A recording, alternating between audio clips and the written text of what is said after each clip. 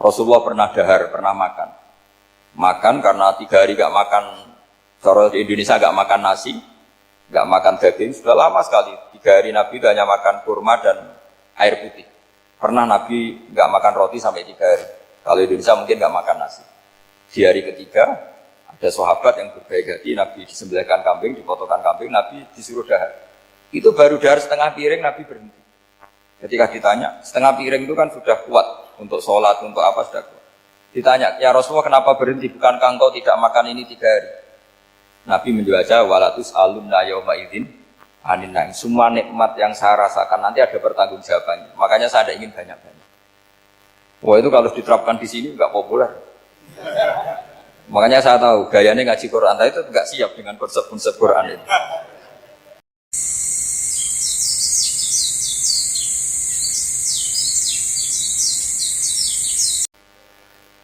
Sebelum saya terangkan teks persisnya, itu ada sekian problem dalam memahami Quran, terutama kalau lewat terjemah. Problem itu bisa gawat betul, bukan gawat-gawatan tapi gawat betul. Misalnya ada ayat begini dan terjemahnya pasti begini. Fa'ai nama tuwalu fasamma wajibah. Kamu menghadap mana saja, di arah manapun, di sana ada ridhonya Allah. Itu kalau hanya pakai terjemah, tentu menjadikan kita sholat bisa menghadap ke timur, ke barat, ke utara, dan ke apa? Selatan. Saya cerita sedikit tentang asbabun nuzul. Memang tema sekarang tentang asbabun nuzul. Dulu Rasulullah SAW ketika di Mekah itu sholat menghadap Ka'bah. Tapi setelah pindah di Madinah, di mana Madinah itu ada komunitas Yahudi dan Nasrani, Rasulullah itu menghadap ke Baitul Maqdis, kira-kira 16 bulan. 16 sampai 17 bulan. Semua riwayat itu kisarannya hanya 16 sampai berapa? 17 bulan. Sehingga orang Yahudi itu bilang begini, Muhammad ini baiklah, meskipun dia membawa agama baru, tapi kiblatnya masih ikut kita, masih baik kan? Setelah 16 bulan, Nabi diperintahkan Allah untuk menghadap ke Ka'bah. Awal liwajaka syatral masjidil haram. Maka orang Yahudi itu berontak. Berontaknya adalah kiblat mereka ditinggalkan. Cara berpikir orang Yahudi itu kiblat mereka ditinggal. Sehingga mereka bilang mawallahum an qiblatihim allati kanu 'alaiha. Apa yang menjadikan umat Islam berpaling dari kiblat Baitul Maqdis. Kemudian mereka provokatif betul. Ini perlu diperjelas. Provokatif. Bilang begini. Inna Muhammadan tahayyara fi din. Muhammad ini bingung dalam beragama. Sehingga habis ngomong A ngomong B, habis kiblat Ka'bah, kiblat Baitul Maqdis. Sehingga dalam banyak tarikh disebutkan peristiwa kiblat itu terbanyak melahirkan orang murtad, orang yang keluar dari Islam gara-gara provokasi orang Yahudi. Muhammad tahayyara fi din. Muhammad itu bingung dalam menentukan pilihan apa?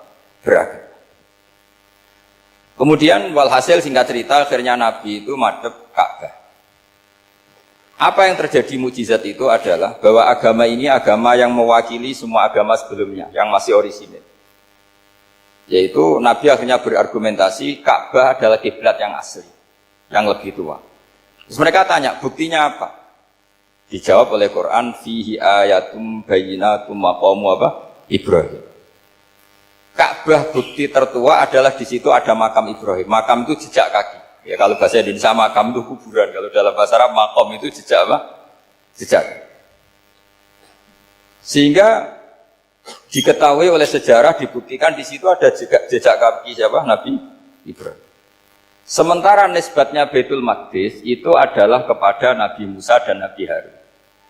Yang ini adalah turunan dari Nabi siapa? Ibrahim. Hikmahnya apa? Begini.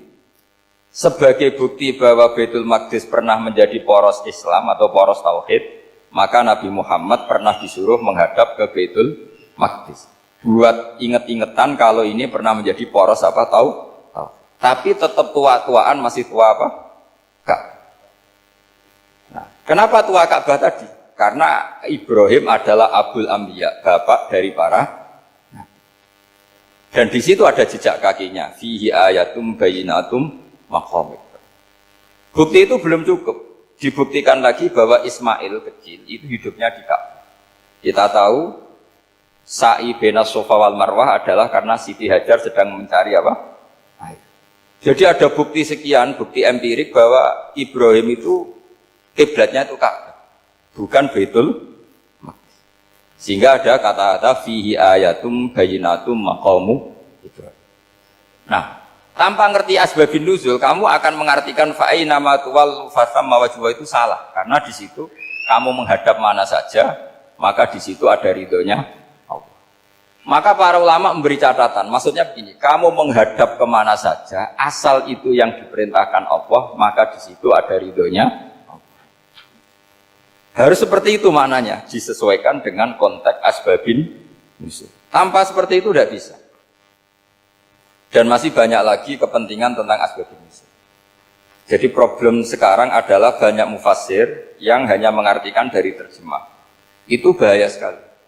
Jika ada orang yang menikah secara mut'ah, itu kan mirip kayak transaksi zina.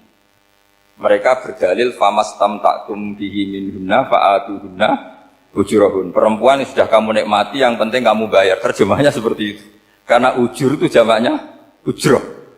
Itu fatal sekali. Padahal ayat itu begini, settingannya begini, setting siakul kalamnya atau asbabun nuzulnya begini. Ini sekaligus, memang saya sengaja ngaji dengan tema yang berat, untuk penghormatan pada yang ngaji. Kalau temanya ringan kan kayak TPG. Jadi ini supaya gue keren-kerenan, ini ada doktor, Pak Oni pernah dekan Fakultas Hukum. Jadi kalau saya nanti salah tinggal ditangkap saja, gampang kan? Tapi nangkap saya berurusan dengan Tuhan. Jadi kalau orang dekat Allah itu yang tanggung jawab itu Allah. Jadi beliau bisa menang di kepolisian tapi kalah di hukum Tuhan. Jadi, kalau berhadapan-hadapan dengan saya. Begini asbabun nuzulnya begini. Wal muhsanatu minan nisa yang awal juz 5 itu, ya kita santai aja. Yang awal juz 5 itu sebetulnya maktuf, diatafkan pada ayat hurrimat alaikum ummahatukum wa banatukum wa akhwatukum wa ammatukum wa kholatukum wa banatul akhi wa banatul ukhti. Jadi perempuan yang haram dinikah itu ada 7. Yang faktor nasab, yaitu siapa? Ibu, putri, saudara putri, bulik dari bapak, amah itu bulik dari bapak, kholah itu bulik dari ibu, keponakan dari saudara lelaki, keponakan dari saudara perempuan. Ini disebut haram karena nasab gen. Kalau orang Jawa bilang hanya 4 karena ngitungnya bulik baik dari bapak maupun ibu. Kalau orang Jawa bilang kan bulik terus keponakan dihitung 1. Padahal ada keponakan dari saudara lelaki, ada keponakan dari saudara apa? Perempuan. Wa banatul akhi wa banatul ukhti. Terus kedua haram karena rodok. Kita tahu dalam hukum Islam rodok adalah sama dengan nasab. Jadi ibu yang pernah menyusui kamu berarti jadi ibu kamu. Dan saudara sepenyusuan berarti menjadi saudara kamu. Ini disebut wa ummahatukumul lati arda'nakum wa akhwatukum minar radha'. Terus ketiga haram karena musaharah, karena besanan. Jadi pagi ini misalnya saya nikah dengan Sri, bilang qabiltu nikaha wa taswijaha bil mar'il madkur. Setelah nikah dengan Sri ini otomatis ibunya dia menjadi mertua. Otomatis haram saya apa? Nikah. Ini namanya haram karena musaharah. Atau kamu punya anak Zaid. Zaid pagi ini akad dengan Sri. Berarti Sri adalah menantu Anda. Otomatis haram bagi Anda. Itu namanya haram karena musaharah, karena bisanan. Itu yang disebut waroba haram-haram itu kan seterusnya itu wa ummahatu nisaikum. Ibu dari istri-istri kamu. Memang ini agak jelimet, tapi memang syaratnya mufassir harus biasa jelimet. Jangan hanya nyari partai, ayat-ayat untuk kepentingan partai. Wah itu ngeri. Kacau, Quran dipakai kampanye. Terus, itu berarti sudah 3 kan? Haram karena nasab, karena rodok, haram karena musaharah. Terus yang keempat ini, haram yang bukan karena sebab pada seorang perempuan, tapi karena istri orang. Disebut wal muhsanatu minan nisa. Haram menikahi perempuan yang masih milik orang lain. Nah, orang lain yang menikahi ini, istilahnya Allah adalah lelaki yang menikahi perempuan ini adalah lelaki sing muhsinina ghairu musafihin, secara nikah yang sah. Nah, nikah yang sah itu begini dalam hukum fikih Islam. Saya nikah dengan Sri, kalau hanya akad, itu saya wajib bayar mahar hanya separuh. Jadi kalau saya janji bayar 1 miliar, berarti wajib bayar berapa? 500 juta. Kalau janjinya 100 juta, hanya bayar 50 juta. Itu yang wajib bil akdi. Nanti wajib sepenuhnya nunggu bil jima. Kalau sudah hubungan intim, baru wajib 100%. Jadi kalau ada di Jawa, nikah dengan seperangkat alat sholat, itu yang atasannya tok, itu wajib karena akad. Nanti bawaannya nunggu setelah hubungan apa? Intim. Ini hukum Quran, bukan hukum saya. Makanya kan wa in talaqtumuhunna min qabli an tamassuhunna, saat terus fanis suma faradtum. Hanya wajib bayar setengah. Nah, perempuan yang sudah diajak hubungan intim itu kata Allah fa'atuhunna ujurahun, maka wajib kamu bayar penuh. Jadi ayat itu tentang perempuan yang sudah dinikah, kita harus bayar berapa? Harus bayar penuh. Ini penting saya utarakan. Nah, problem kita sebagai orang Indonesia, ini juga problem Pak On, problem semua kiai. Mahar di Indonesia itu nggak bisa dibahas di Quran. Karena keterlaluan, kecilnya itu keterlaluan. Saya ini kan kiai, sering ngakatkan itu sampai bosan, seperangkat alat sholat itu ngawur sekali. Ini mbak-mbak harus nggak mau gitu. Saya provokasi minimal itu ya berapa? 100 juta berapa? Pantasnya berapa? Pantasnya berapa? 10 gram itu berapa nilainya? Kan 1 gram 500 ribu, baru 5. Ya sudah mendingan itu 10 gram. Quran itu bayangannya gini, sambil latihan, yang hafal-hafal biar latihan. Jangan dapat beasiswa karena hafal tapi nggak jelas juntrungannya. Quran itu bayangannya gini, ini nggak mungkin Quran ini bisa dibaca di Jawa. Wa in aradtum istibdala zawji makana zawji wa ataitum ihdahunna qintaran fala ta'khudhu minhu syai'a. Jika kamu nikah sama seorang perempuan, kemudian kamu cerai, maka mahar yang sudah kamu berikan jangan ambil lagi. Karena mahar di Arab itu mahal, 100 juta, kadang mobil Alphard, kadang GMC. Sehingga setelah menceraikan tuh kebayang narik. Kok enak, dulu saya memberikan itu kan karena dapat servisnya, sekarang sudah saya cerai, saya tarik. Kalau mahar di Indonesia kan seperangkat alat sholat. Jadi gak kebayang, ada kalimat fala ta'khudhu minhu syai'a, jangan ambil lagi. Kebayang ngambil aja enggak? Apalagi kalau nikahnya sudah 2 tahun kan sudah lusuh, sudah. Tapi kalau di Arab itu kebayang karena mahal. Makanya orang Arab suka nikah orang Indonesia karena murah. Jadi bahasa kintoron itu harta yang enggak ternilai. Wa ataitum ihdahunna kintoron. Yang enggak ternilai, mahal betul.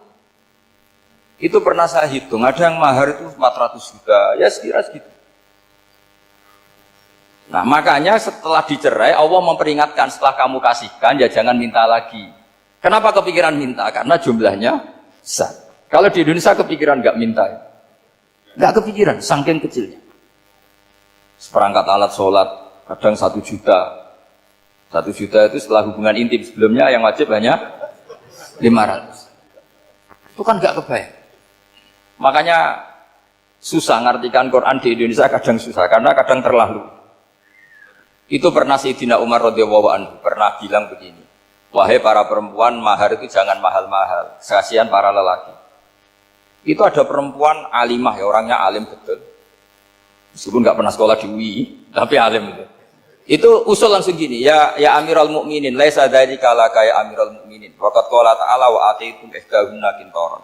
Kamu hanya seorang Amirul Mukminin, tidak berhak bikin aturan pembatasan mahar. Allah saja tidak batasi, kenapa kamu batasi? Sehingga dulu yang namanya nikahnya Sulaiman Agung atau Jamaluddin siapa Ratu Agung, kalau hadiah sampai tas mahal itu. Ini kan dari bahasa Arab mumtaz mahal, mumtaz itu istimewa, mahal itu dia punya istri yang sangat dicintai, dikasih hadiah mumtaz mahal. Terus ilat Jawa jadi apa? Tas mahal. Itu kalau Mujid Ulil Albab kalah. Itu kalau cerai kan kepikiran minta lagi. Dikasihkan yang baru. Tapi kalau di Indonesia tidak mungkin karena apa tadi? Seperangkat alat sholat. Begitu nyari yang murah lagi. Yang bagus kitanya, bungkusnya yang bagus. Nah, maka nggak mungkin kita maknani Quran tanpa mengenal yang bernama asbabin nuzul. Karena makna ayat itu bisa kacau kalau kita tidak tahu asbabin nuzul. Yaitu kayak tadi makna fa aina ma tuwallu fasamma wajhullah. Itu maknanya kan kamu menghadap mana saja, boleh saja di sana ada ridhonya Allah. Berarti kan bisa ke timur, ke selatan, ke utara, ke barat. Itu bahaya betul. Sehingga kata ulama harus mengkaji asbabin supaya porsi ayat ini sampai semana jauhnya itu kita tahu. Tanpa tahu itu tidak bisa. Begitu juga menyangkut kiblat. Sekarang saya tanya, kemarin kan ramai dulu di Kemenak, kiblat semuanya diukur dengan GPS, terus beberapa masjid dikomentari salah karena diukur pakai apa? GPS. Kalau dalam bahasa falak disebut yaumarosdil kiblat. Memang bisa diilmukan. Tapi pertanyaannya begini, dari awal Allah ngendikan fawalli wajhaka syatral masjidil haram. Kamu yang penting sholat itu menghadap masjid. Masjid itu ya bangunan. Sehingga kata Ibnu Abbas yang diriwayatkan banyak ulama mengatakan al-Ka'bah kiblatun li ahlil masjid wal masjid kiblatun li ahlil haram wal haram kiblatun li ahlil masyriq wal maghrib. Jadi kalau orang di dalam masjid kiblatnya harus Ka'bah. Di luar masjid kiblatnya asal bangunan Masjid Haram. Tapi di luar sini kayak di Indonesia boleh semua tanah. Kenapa begitu?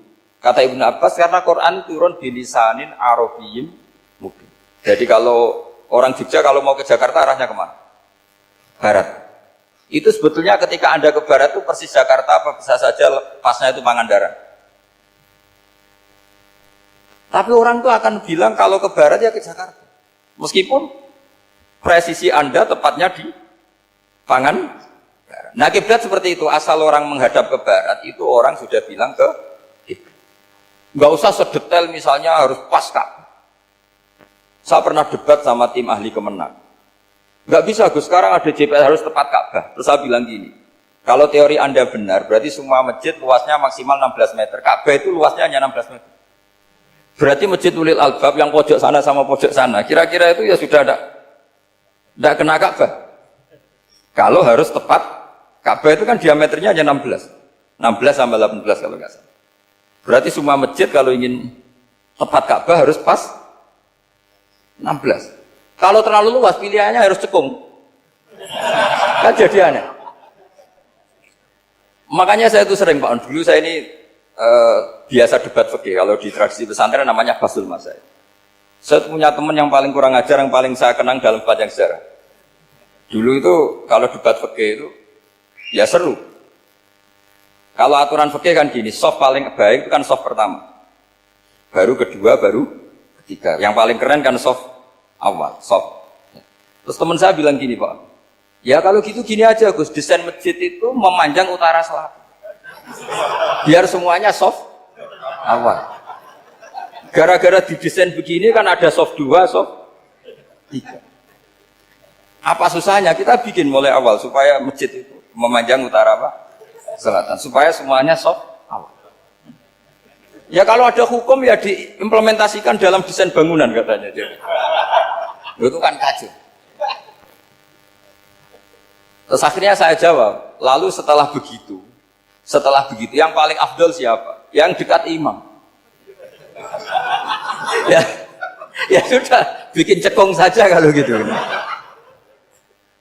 Artinya gini ya, beragama itu yang sehat. Jadi beragama itu berdasar riwayat. Berdasar riwayat, pernah ada ulama yang ngitung Madinah menghadap Ka'bah itu ya tidak pas. Pernah dihitung pakai GPS.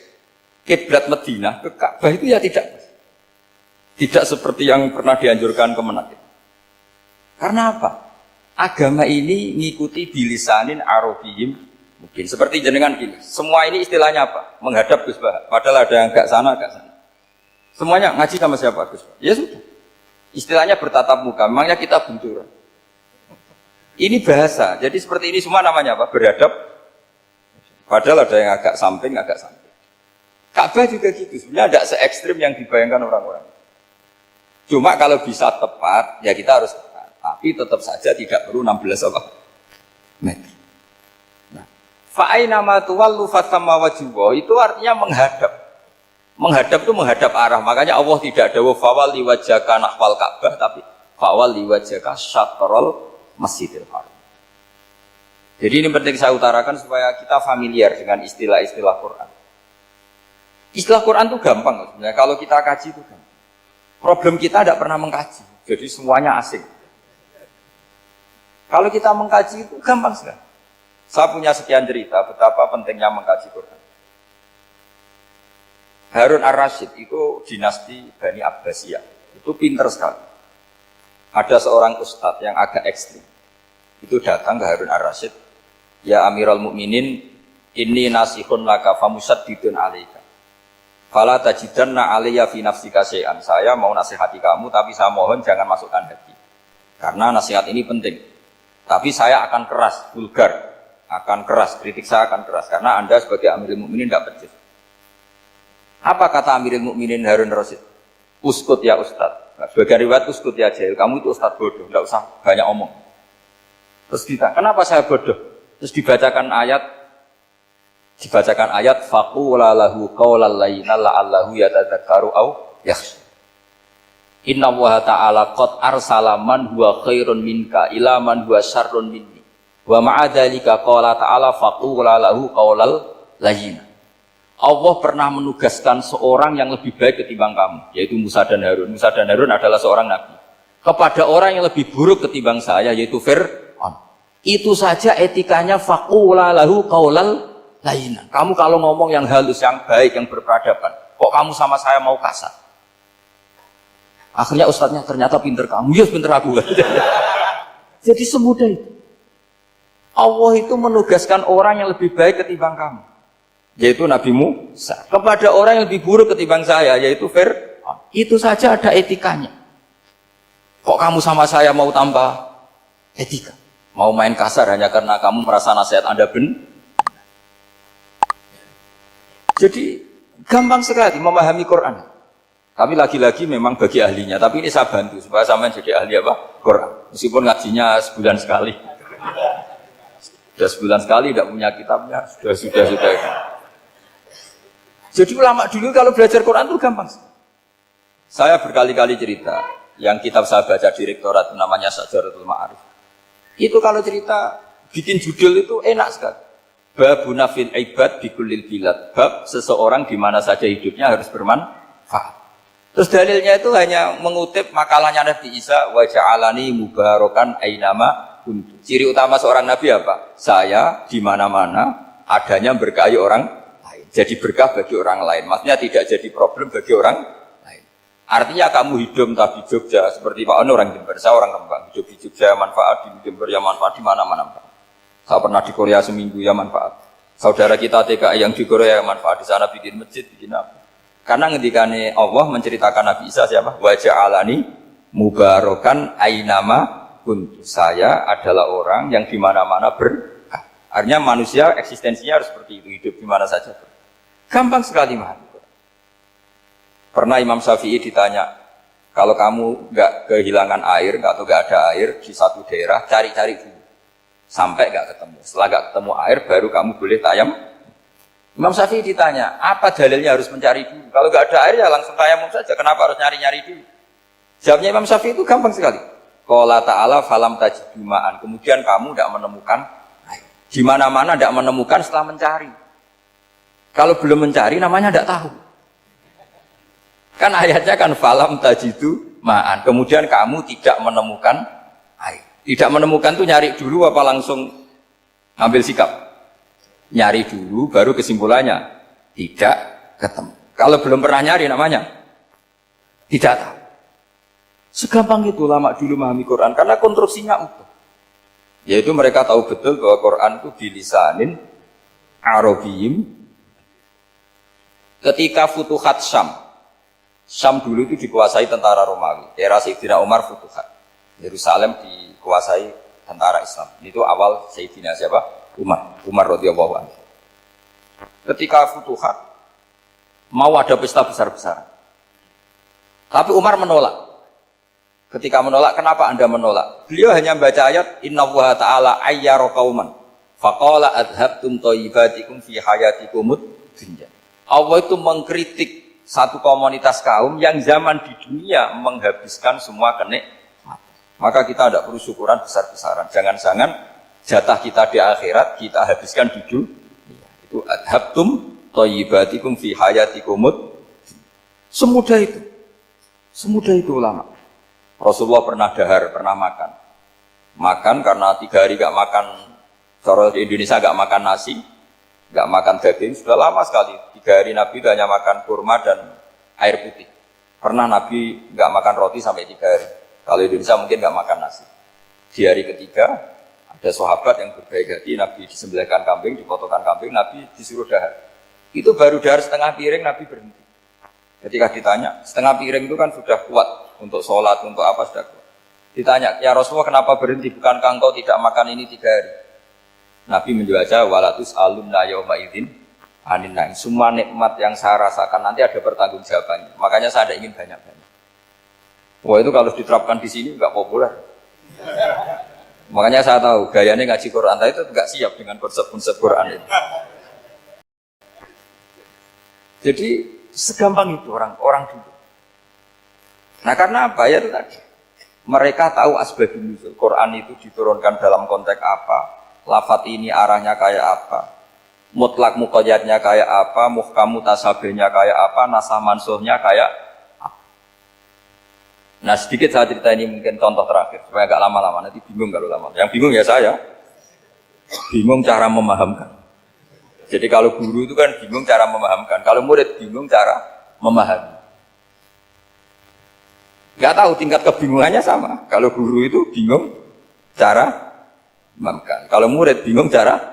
Jadi ini pertemuan 2 kelompok bingung. Yang satu bingung cara memahamkan, yang satu bingung cara. Kalau orang ekstremis bingung cara merusak suasana. Itu gak benar itu. Ada loh. Rasulullah itu anak Nabi. Itu paling pusing yang ngadepi orang-orang yang ekstrem. Karena apa? Cara berpikir itu lompatannya itu nggak tertib. Jadi Nabi itu cara berpikir itu kecerdasan nubuah. Sementara orang ekstrem cara berpikir itu kecerdasan nafsu. Bukan kecerdasan manusia. Kalau manusia masih baik nafsu. Misalnya begini, kalau dalam tradisi nubuah itu. Saya dengan Pak Anu berteman lama. Mulai tahun 2000 berapa. Itu kalau Pak Anu bertamu ke saya, harusnya tidak usah tak kasih makan. Karena sudah dekat. Tapi kalau kenalan baru itu dikasih makan, disangoni. Jadi Nabi itu perilakunya agak unik. Akhirnya ada orang yang cara berpikir itu dangkal. Ya Rasulullah ini tidak fair. Yang iman lama tidak diservis, yang iman baru diservis. Cara berpikir Nabi begini. Orang Ansor itu kan sering memberi Nabi. Perjuangannya Nabi ditopang orang apa? Ansor. Donatur lah, kira-kira orang Ansor itu donatur. Donatur itu keren. Karena donatur itu artinya al-yadul ulya khairun minal yadis. Sehingga ketika Nabi sudah menguasai negara, menguasai Mekah, Madinah, sudah futuhat, itu orang Ansor tetap nggak diservis. Yang diservis Nabi itu orang-orang baru masuk Islam, disebut wal mu'allafati qulubuhum atau Islam mu'allaf. Ada 1-2 orang yang protes, tentu yang nggak pinter, tukang protes pasti tidak pinter. Wong iskal-iskalnya sendiri, otaknya nggak sampai-sampainya sendiri, orang lain disuruh jawab. Makanya di sini tidak ada tanya jawab, nanti iskal-iskal kamu sendiri, bingung-bingung kamu sendiri, saya disuruh jawab. Berarti Gus Pak gak mau ditanya, ya memang gak mau, karena tadi jawab sendiri aja, nanti pinter sendiri, kapan-kapan pinter sendiri. Akhirnya tanya begini, cara tanya gini, ya Rasulullah, ini gak fair. Orang sudah Islam lama setelah negara terbuka milik Anda, setelah kita menang, setelah kita menguasai negara, tidak kamu servis. Sementara yang baru Islam kamu, Nabi itu bertanya senyum-senyum, rileks saja. Lama-lama tambah ekstrim pertanyaan. Kata Umar, ya Rasulullah saya beri izin untuk membunuh orang ini. Umar itu pikirannya karena mantel lo Nabi. Nabi jangan. Kalau kamu bunuh nanti apa kata orang banyak? Inna Muhammad dan yaqtulu ashabah. Dikira Muhammad membunuh sahabatnya sendiri. Nabi masih mendengar, komplainnya masih mendengar. Lama-lama Nabi memberi penjelasan. Kamu ini orang Ansor. Kamu biasa memberi saya, memberi dana perjuangan. Memberi itu hebat. Saya tidak ingin menurunkan grade Anda. Grade sebagai pemberi, berarti kelasnya elit. Sekarang menjadi penerima. Itu tidak bagus. Itu betapa Rasulullah ini namanya kecerdasan nubuah. Kalau orang biasa memberi, biar memberi saja. Supaya dia tetap heroik, tetap patriotik, tetap keren. Karena mentalnya pemberi. Jangan sampai dari mental memberi, kemudian mentalnya peminta. Jadi kalau Pak On jadi tim suksesnya Pak Jokowi dia tidak minta-minta. Kalau dulu kampanye ya kampanye saja. Biar memberi terus gak pernah minta. Meskipun akhirnya ya gelo.